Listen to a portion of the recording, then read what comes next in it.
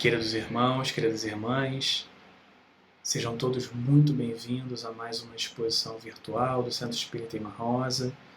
Meu nome é Hugo Nascimento, sou colaborador da casa e é uma alegria muito grande estar aqui, conectados com vocês, buscando uma conexão maior com a equipe espiritual da casa, fazendo essas reflexões tão importantes acerca da doutrina espírita, do Evangelho de Jesus e sobre o momento que nós passamos. Que nós possamos nos deixar envolver pela paz de Jesus, que com certeza será um guia seguro para nós nesse momento. Vamos então, seguindo passo a passo a nossa exposição virtual, faremos a leitura da página, na sequência faremos uma prece e depois faremos a exposição do tema de hoje por mais ou menos 30 minutos. Então vamos à página de hoje, que é do livro Fonte Viva, ditado pelo Espírito Emmanuel, através da psicografia de Francisco Cândido Xavier, e a página se intitula A Boa Parte. Maria escolheu a boa parte, que não lhe será tirada. Isso foi dito por Jesus e está registrado no Evangelho de Lucas, no capítulo 10, versículo 42. Não te esqueças da boa parte que reside em todas as criaturas e em todas as coisas. O fogo destrói, mas transporta consigo o elemento purificador. A pedra é contundente, mas consolida a segurança. A ventania açoita impiedosa, todavia ajuda a renovação. A enxurrada é imundície, entretanto costuma carrear o adubo indispensável à sementeira vitoriosa. Assim também há criaturas que, em se revelando negativas em determinados setores da luta humana, são extremamente valiosas em outros. A apreciação unilateral é sempre ruinosa. A imperfeição completa, tanto quanto a perfeição integral, não existem no plano em que evoluímos. O criminoso, acusado por toda a gente, amanhã pode ser o enfermeiro que te estende o copo d'água. O companheiro, no qual descobres agora uma faixa de trevas, pode ser depois o irmão sublimado que te convida ao bom exemplo. A tempestade da hora em que vivemos é, muitas vezes, a fonte de bem-estar das horas que vamos viver. Busquemos o lado melhor das situações, dos acontecimentos e das pessoas. Maria escolheu a boa parte, que não lhe será tirada, disse-nos o Senhor. Assimilemos a essência da divina lição. Quem procura a boa parte e nela se detém, recolhe no campo da vida o tesouro espiritual que jamais lhe será roubado. Belíssima página para iniciarmos a nossa exposição. Então vamos agora nos conectarmos ao alto, elevar nosso pensamento a Deus, a Jesus, a equipe espiritual dessa casa que tanto nos consola, nos orienta, e agradecer. Agradecer por essa oportunidade, pela oportunidade da nossa atual encarnação, por termos a oportunidade de conhecer a doutrina espírita e o Evangelho de Jesus. Obrigado, Senhor, por tudo que recebemos nessa vida. Sem dúvida, as bênçãos são muito superiores do que as desgraças, e somos gratos por isso. Que possamos nos deixar envolver pela inspiração do alto, para que possamos ter uma exposição produtiva, com reflexões valiosas para nós e para os companheiros que nos escutam. Que a equipe espiritual da Irmã Rosa possa adentrar a cada lar, cada casa, envolver cada família nessas vibrações tão suaves de harmonia que imperam nesse momento. E que possamos dar por iniciada a exposição de hoje. Graças a Deus. Bom, então vamos começar a nossa exposição. O tema de hoje é o capítulo 3º, chamado As Primeiras Pregações do livro Boa Nova. O livro Boa Nova é um livro que não tem nem palavras para descrever, é um livro maravilhoso, ele é muito conhecido no meio espírita. Para quem não conhece, eu sugiro fortemente a leitura, é um livro belíssimo, e ele foi editado pelo espírito Humberto de Campos, através da psicografia de Francisco Cândido Xavier, na década de 40, na verdade, de 1940. Humberto de Campos foi um grande escritor brasileiro que desencarnou em 1936, 1934, 36. E no plano espiritual ele entra em contato com a mensagem de Jesus e sente uma vontade imensa de colaborar com Cristo na tarefa de evangelização do mundo. E então ele retorna, agora não só buscando somente uma escrita bela, formosa, mas uma escrita evangelizada, que pudesse levar mensagens de valor moral para os leitores. Então, Humberto de Campos é o autor espiritual dessa obra. E o que consiste o livro Boa Nova? O livro Boa Nova são 30 narrativas evangélicas, com pormenores, detalhes, um colorido diferente que Humberto de Campos consegue recolher no plano espiritual. Ele comenta isso no prefácio do livro, em que no plano espiritual existem narrativas, detalhes, contos, exemplos, vivências de Jesus que não couberam no Evangelho, mas que estão presentes no folclore do mundo espiritual, na cultura do mundo espiritual, e que com certeza seriam de muita utilidade para os encarnados lerem esses registros. São 30 lições, narradas numa prosa belíssima de Humberto de Campos, e vale a pena. E a gente vai ler a 3ª lição, o capítulo 3, que fala sobre as primeiras pregações. E esse capítulo ele tem duas partes muito distintas. Eu vou dividir a exposição justamente nessas duas partes. A primeira parte desse capítulo, Humberto de Campos narra um encontro de Jesus com o sacerdote Hanan em Jerusalém, que eles travam um diálogo profundo e muito simbólico, que vale nossas reflexões no primeiro momento da exposição. E no segundo momento, Humberto de Campos traz Jesus chegando na praia de Cafarnaum para convocar os seus primeiros discípulos. Também é fantástico e promove para a gente profundas reflexões. Então, qual o contexto da primeira parte desse diálogo de Jesus com Hanan? Hanan, na verdade, era um sacerdote judeu, ele estava ali nas proximidades do templo de Jerusalém, e Jesus havia acabado de sair do encontro com João Batista, e tinha ficado um tempo no deserto com João Batista, e estava se dirigindo para Nazaré, mas antes disso ele passa por Jerusalém, e como peregrino ele fica próximo ao templo, e aquela sua figura imponente, magnética, majestosa chama a atenção.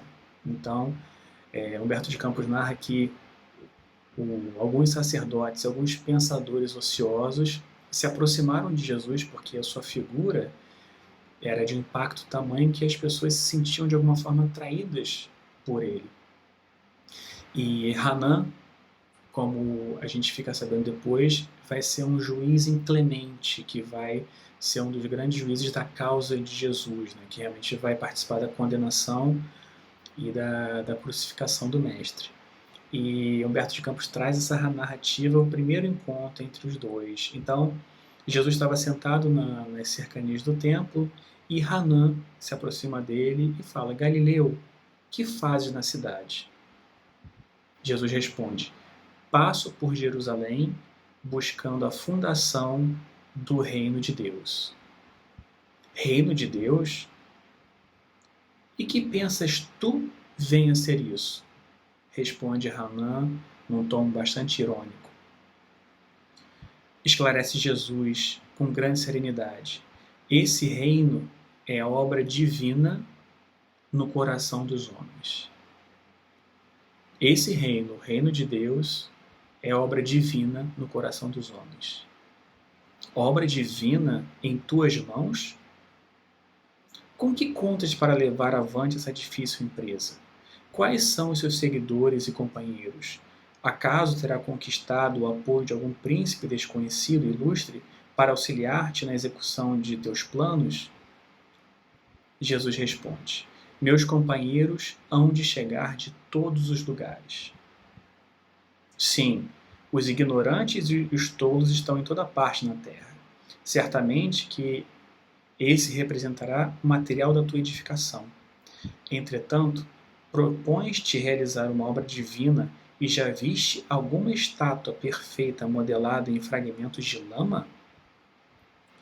Sacerdote, replicou-lhe Jesus com energia serena, nenhum mármore existe mais puro e mais formoso do que o do sentimento, e nenhum cinzel é superior ao da boa vontade sincera. Impressionado com a resposta firme e inteligente, o famoso sacerdote ainda interrogou: conheces Roma ou Atenas? Conheço o amor e a verdade. Tens ciência dos códigos da corte provincial e da lei do templo? Sei qual é a vontade de meu Pai que está nos céus, respondeu o mestre brandamente. E aí se encerra o diálogo entre Jesus e Hanã sai, obviamente, enfurecido por ter encontrado alguém dessa envergadura moral que lhe respondeu de forma tão serena e enérgica e com tanta profundidade que o desnorteou de alguma forma.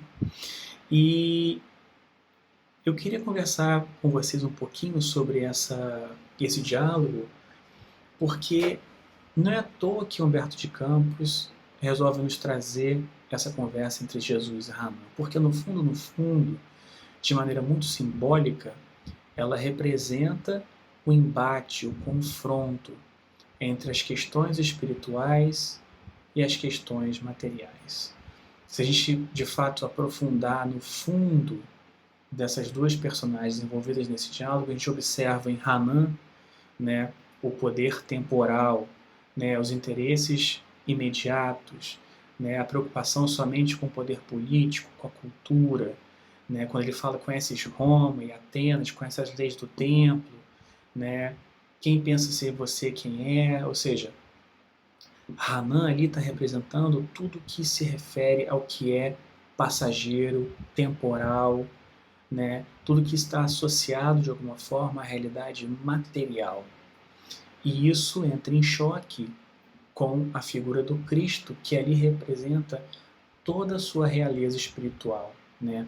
A preocupação maior com a construção do reino de Deus no coração de cada ser humano, né? Trazendo o amor e a verdade como as suas principais bandeiras, fazendo a vontade do Pai que está nos céus, né? E mostrando que dentro da sua função de escultor divino, né, que não existe mármore mais formoso e puro do que o sentimento, e nem cinzel mais perfeito do que o da boa vontade sincera. Então, quando esse diálogo acontece, fica claro que a mensagem de Jesus iria encontrar muita resistência, iria encontrar muita dificuldade para a sua propagação, justamente porque seriam os interesses imediatos, mundanos, materiais, que seriam abalados em profundidade. Né? Quando Jesus traz uma proposta, especialmente quando ele traz o Sermão da Montanha, em que com as bem-aventuranças ele inverte a lógica vigente, ou seja, que aqueles que sofrem, são perseguidos, que passam fome, né, os brandos e pacíficos, esses são os bem-aventurados de verdade, considerando o ponto de vista espiritual, considerando o ponto de vista da vida futura. Então, a gente, nesse diálogo de Hanan e Jesus, a gente também precisa pensar a nossa posição. Se nós estamos pendendo mais para o lado de Hanan ou mais para o lado de Jesus. Onde estão colocados os nossos tesouros? Onde estão colocados os nossos interesses? Onde estão colocados os nossos objetivos existenciais? São numa direção material, temporal, ou numa direção espiritual e atemporal, né? Nós estamos presos a essas questões relativamente importantes, mas que são temporais, materiais, ou nós estamos de fato vinculados à proposta do Cristo. Isso é super importante nós pensarmos, porque essa é uma das grandes pedras angulares da doutrina espírita. Quando nós vemos no Evangelho segundo o Espiritismo, a importância que Allan Kardec, que a espiritualidade dá a que seja construído em cada um de nós essa visão da vida futura, a colocar os bens espirituais acima dos bens materiais, porque isso de fato é muito importante para a nossa compreensão da vida e para usufruir de uma felicidade possível no planeta em que vivemos. Isso aqui também está presente e nós devemos nos perguntar o quanto que essa perspectiva espiritual já conseguiu ser solidificada em nosso coração, Se nós estamos preocupados mais com Roma e Atenas ou mais com amor e com a verdade? Se nós estamos mais preocupados em conhecer as leis do templo, as leis que regem o mundo, ou estamos mais preocupados em entender o que Deus pede de cada um de nós, Essa é a primeira reflexão que esse diálogo traz e que deve sempre nos questionar. E quando Jesus traz essa figura belíssima, que desnorteou Hanan, quando Jesus traz essa analogia, que o reino de Deus é obra divina no coração dos homens e que o material dessa obra é o mármore do sentimento, que é o mais formoso, e o cinzel da boa vontade, que é o instrumento mais perfeito. Isso fica belíssimo para nós, porque significa que para nós nos entregarmos a Jesus enquanto escultor divino de nossas almas, nós precisamos entregar um sentimento e boa vontade para sermos esculpidos em seres espiritualmente melhores, para aproveitarmos as oportunidades que nos chegam de crescimento espiritual, moral, Se nós percebemos essa figura, é o encadeamento que Jesus faz, a construção do reino de Deus, e ele é no coração dos homens, e é necessário o sentimento e a boa vontade. Então nós precisamos, para construir esse reino de Deus, esse reino dos céus em nós, precisamos entregar de boa vontade o sentimento mais puro possível para a realização dessa obra. E a partir do momento que ela se realiza em nós, ela se espalha depois para a coletividade.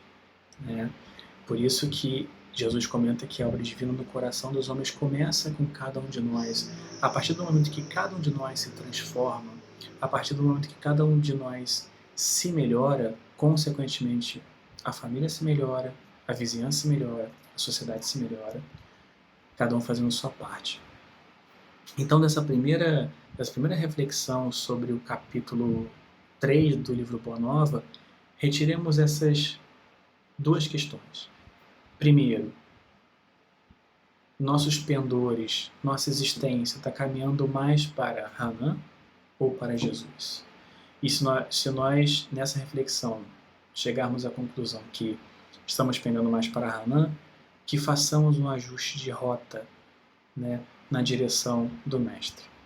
Essa é a primeira reflexão. A segunda reflexão é: qual é o material que eu estou oferecendo a Jesus para que Ele possa, junto a mim, esculpir no meu coração o reino de Deus? Qual material? Qual é a qualidade do meu sentimento, da minha boa vontade? Se eu estou oferecendo um material pobre, um sentimento empobrecido, um sentimento vulgar, um sentimento não espiritualizado, se não estou nem um pouco aplicando minha boa vontade na minha própria melhoria, muito dificilmente essa obra vai ser realizada dentro de mim, porque por mais que o escultor divino, que é Jesus, queira, ele não encontra material para assim o fazer. Então essas são as primeiras reflexões desse capítulo. E na segunda parte do capítulo, Jesus vai então, né, ao encontro dos seus primeiros discípulos. E também é outra narrativa belíssima de Humberto de Campos. Ele realmente tem uma prosa maravilhosa. E era de manhã cedo, né, aquela vibração vespertina da praia, né, os pescadores ali, né, mexendo nos barcos, chegando da pescaria, etc. E Jesus, né, se aproxima dos pescadores e fala assim: Simão e André, filhos de Jonas, venho da parte de Deus e vos convido a trabalhar pela instituição do seu reino na terra. Agora, quando eu li essa frase, eu fico imaginando qual seria a minha reação se eu estivesse lá na praia, nos meus afazeres, e Jesus aparece à minha frente e me convida para essa obra. Eu, né, nem sei como é que seria a minha reação, mas André e Simão ficaram também muito sensibilizados. Eles não sabiam de onde já tinham escutado aquela voz doce de Jesus, mas sabiam que o conheciam e o amavam, mas não sabiam de onde. Mas teve uma conexão e uma identificação imediata entre os três, né? E aí eles ficaram um pouco sem jeito, tentando entender aquele turbilhão de sentimentos que estava acontecendo com eles. Eles falam: seja bem-vindo, né? E Jesus fala sobre o Evangelho, né, da obra que estava para ser executada, né, e fala sobre o reino. E sabemos que Simão e André eram pessoas muito simples, pescadores, pessoas do povo. Eles falam: mas um rei não precisa de um rei, mas Cafarnaum é tão pequena, como é que vai ser possível? E Pedro fala: não, mas dá, o lago é muito grande, dá para colocar esse reino aqui, achando que era um reino material. E Jesus, né, olhou para eles e viu aquelas duas crianças que seriam, na verdade, depois se tornariam grandes pedras do cristianismo que viria a nascer. Né? E ele fala: quereis ser meus discípulos? E eles ficam novamente impactados com essa frase de Jesus, porque aquilo era uma grande surpresa, era uma novidade, mas fazia total sentido para eles e eles não sabiam explicar o porquê. E Humberto de Campos narra da seguinte forma: não sabiam, porém, como explicar aquela fonte de confiança e de amor que lhes brotava no âmago do espírito, e sem hesitarem, sem uma sombra de dúvida, responderam simultaneamente: Senhor, seguiremos os teus passos. Jesus os abraça com imensa ternura e dali parte para fazer a convocação do próximo discípulo, que seria Levi, né, o evangelista Mateus. E ele vai na intendência de Antipas, que é onde se coletavam os impostos, chega lá e fala: que fazes tu, Levi? Nisso ele já estava com várias pessoas em volta dele, obviamente porque era uma personalidade que encantava e magnetizava todo mundo que estava à sua volta. Né? Quando Jesus pergunta: que fazes tu, Levi? Levi fica também com aquele mesmo misto de sensação: quem é essa pessoa? Quem é esse homem majestoso que eu não conheço, mas conheço de alguma forma? E Levi responde: recolhe os impostos do povo, devido a Herodes. E Jesus pergunta: queres vir comigo para recolher os bens do céu? E aí Levi, né, o Humberto de Campos fala, né, que sem que pudesse definir as santas emoções que lhe dominaram a alma, atendeu comovido: Senhor, estou pronto. Então vamos, disse Jesus abraçando. E aí, dali eles vão para a casa de Simão Pedro, fazem a primeira reunião do círculo apostólico, né? E aí fica uma outra recomendação aqui. Existe um livro chamado Jesus no Lar. Jesus no Lar é um livro ditado pelo espírito Neo Lúcio, através da psicografia de Francisco Cândido Xavier. E esse livro traz o culto no lar feito por Jesus na casa de Simão Pedro por diversas noites consecutivas. Então, para quem não conhece, eu recomendo. É um livro espetacular porque nós temos a oportunidade de vermos como que Jesus conduzia as reuniões de oração, as reuniões de reflexão, ele próprio, o mestre fazendo o evangelho no lar com os seus discípulos. Recomendadíssimo, Jesus no Lar. Né? E na tarde daquele dia, ele faz a sua grande e a primeira pregação pública ali perto da praia, com a natureza em festa, aquela vibração deliciosa do entardecer, né? E ele olha para aquele grupo de pessoas, sofredores, pecadores, crianças doentes, velhos doentes e tal. Ele vê aquela multidão abandonada e ele percebe que estava diante do grande mármore e do grande cinzel, e ali seria uma base do seu reino, os sofredores. Né? E aí Humberto de Campos encerra esse capítulo. E aí, sobre essa parte, eu queria fazer mais duas reflexões, né, para a gente ir caminhando para o nosso encerramento, que é o seguinte, sobre o convite de Jesus. Jesus chega na praia, faz o convite a Simão Pedro, faz o convite a André, faz o convite a Levi, Mateus, né? E eles aceitam imediatamente, sem titubear, sem uma sombra de dúvida, o convite de Jesus. Quantas vezes Jesus já nos fez esse mesmo convite? Talvez não de forma tão direta, mas quantas vezes nós já fomos chamados de alguma forma a cooperar com Cristo na edificação do reino de Deus na terra? Quantas vezes nós já fomos convocados por Ele para que nós pudéssemos ajudar o próximo, ajudar a sua obra, ajudar na seara do bem? E quantas vezes nós negamos esse chamamento, quantas vezes nós declinamos esse convite, ou quantas vezes nós aceitamos mais ou menos, e não como os discípulos, que aceitaram sem titubear, que aceitaram sem um pingo de dúvida. Isso é muito importante para a nossa reflexão, porque Jesus nos chama a todos os momentos para trabalharmos na sua seara de amor, para trabalharmos junto a esses mesmos sofredores que são os mesmos de agora e são os mesmos de há 2000 anos atrás. Essa massa de pessoas que precisam do seu amor, precisam do seu envolvimento, precisam do seu amparo. O convite é o mesmo e os sofredores são os mesmos. Então, sempre ponhamos a mão em nosso coração e reflitamos como eu tenho respondido aos convites que Jesus tem me feito, a minha reforma enquanto ser humano para me tornar uma pessoa melhor. E mais, nesse processo de me tornar uma pessoa melhor, o que eu tenho feito em prol do meu semelhante, em especial aqueles mais sofredores, que tinham um lugar especial no coração do Mestre? Se eu tenho respondido com não o convite de Jesus, e se eu não tenho feito nada em prol daqueles que sofrem, significa que talvez eu tenha compreendido de maneira equivocada o Evangelho, talvez significa que eu tenha compreendido de maneira equivocada a doutrina espírita, porque no fundo, é como Allan Kardec coloca para nós no Evangelho segundo o Espiritismo, fora da caridade não há salvação.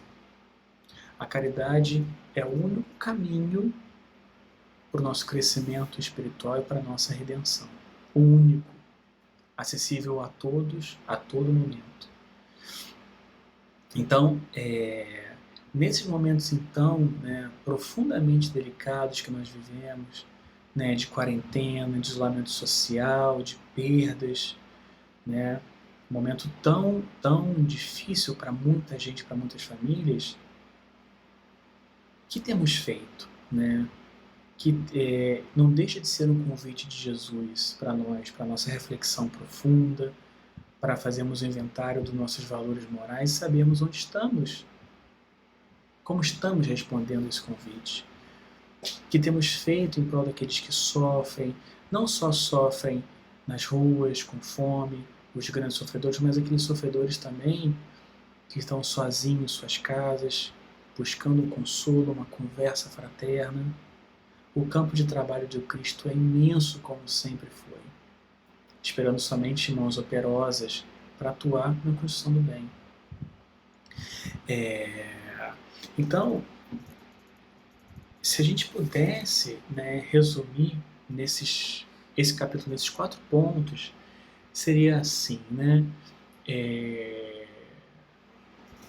Fazendo um balanço da minha existência, o balanço do momento atual, né?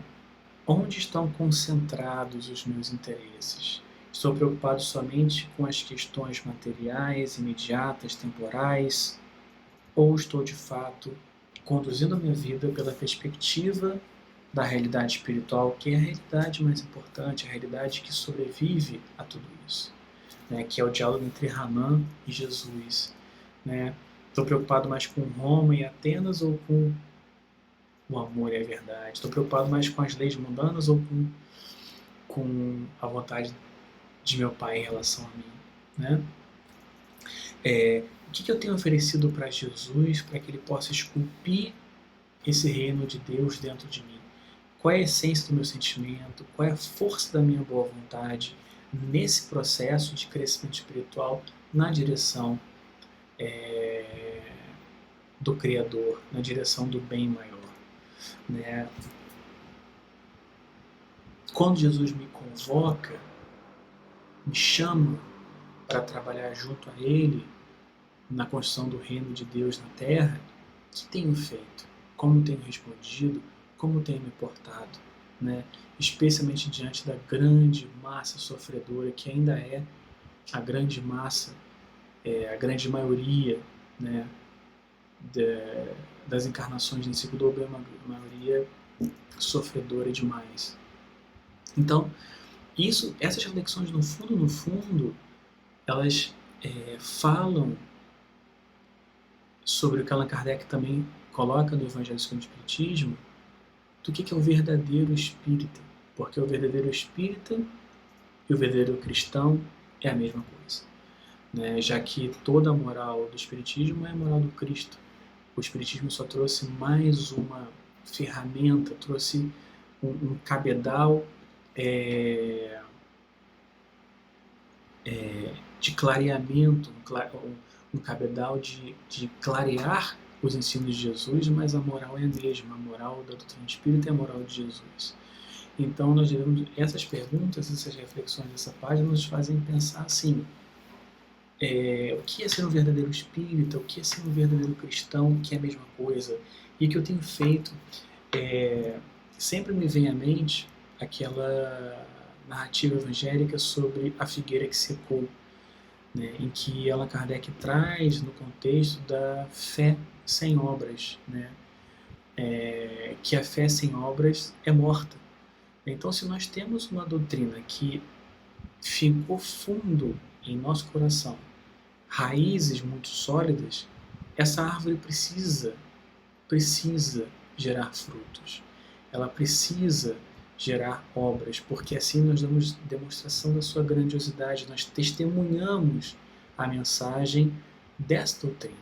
Porque, e aí eu já parto para o encerramento, que o tempo já corre rápido, eu lembro de uma página, também do livro Fonte Viva, né, ditada por Emmanuel, que ele fala sobre aquela passagem, né, do ide e pregai, né, que essa frase com Jesus, ela se transforma em ide e exemplificai, né? A doutrina espírita e a doutrina cristã, a doutrina espírita e o evangelho, na verdade, elas precisam se converter em uma prática, né? A prática da caridade, a prática das virtudes que o Cristo praticou e nos ensinou, porque é assim que nós vamos, de fato, testemunhando a grandiosidade dessa mensagem, construindo em nós os pilares que precisamos para continuar crescendo espiritualmente e nos aproximarmos cada vez mais de Jesus e de nosso Pai.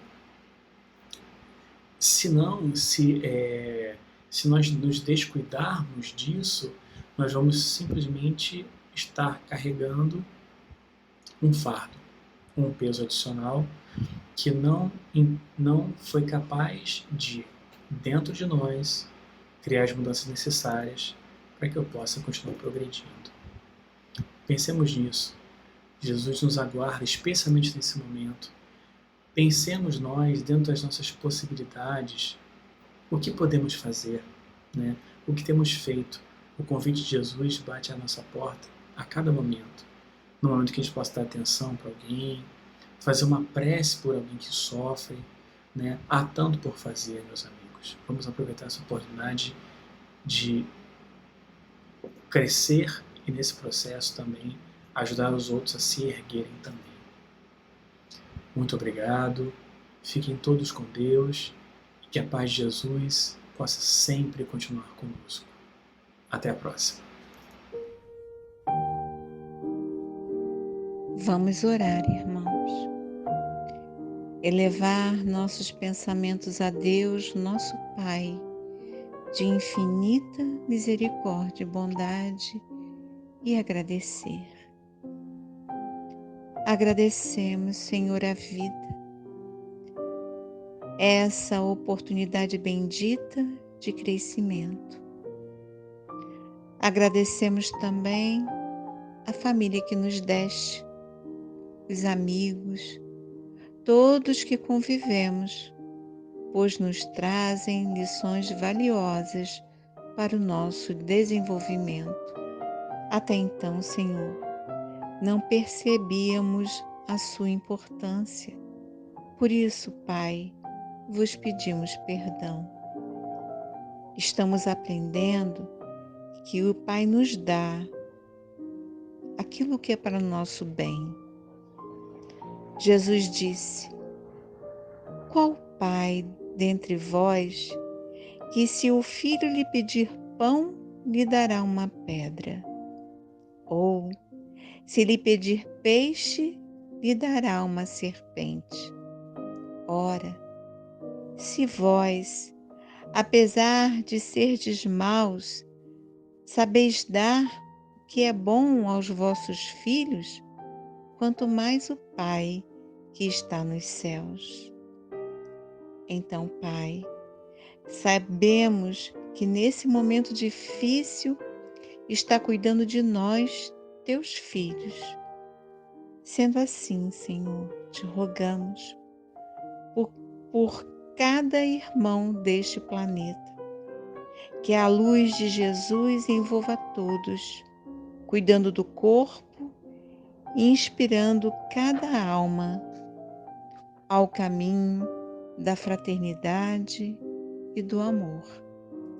Imaginemos, irmãos, um mundo sem fronteiras, onde o respeito às diferenças, onde as guerras, a fome não existem, pois todos cuidam de todos. Todos amam e são amados, como ensina o Cristo.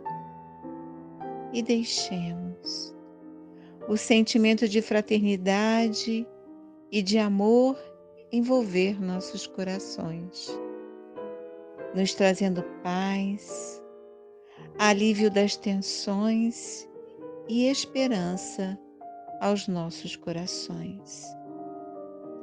E assim, quando retomarmos as nossas rotinas, estejamos preparados para realizarmos a vontade do Pai, que tanto deseja a nossa felicidade. Rogamos. A espiritualidade amiga da casa da Irmã Rosa, a fluidificação das nossas águas, depositando nelas o lenitivo para as nossas dores. Deus, nosso Pai, que sois todo poder e bondade, dai a força àquele que passa pela provação. Dai a luz àquele que procura a verdade, pondo no coração do homem a compaixão e a caridade. Que assim seja, graças a Deus.